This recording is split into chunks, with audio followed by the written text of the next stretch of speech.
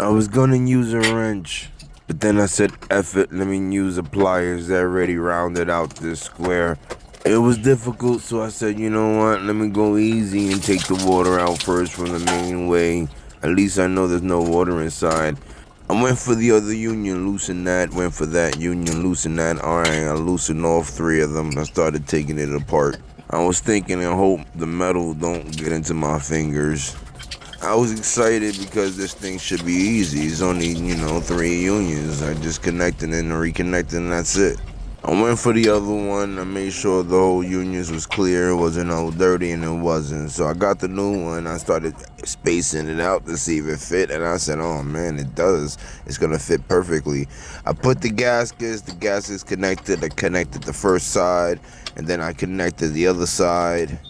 Yeah, right there. I had to get the gasket in there first. I connected the other side, like I said.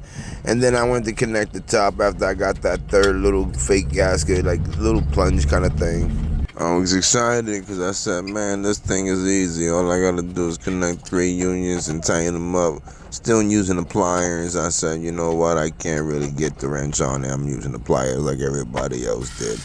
And then I had to open up the valve slowly because you don't want that water rushing through and then popping everybody's things and stuff like that and then causing leaks and all that. But then that's the heat supply that's going into the hot side of the mixing valve. I opened that slowly, making sure that air bleed out if there was any kind of air.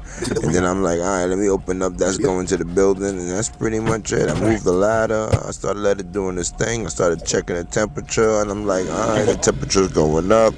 Alright, let me turn on the boiler because the thing was running, and I ain't want to make sure that the hot water didn't leave if I could just put the hot there. It started going up. There you go. See, boom! I had to raise it up because I had to lower it when I put the other mixing valve into an elbow. And look, the temperature's going up, and everybody's getting hot water 125 that quickly. Let's go.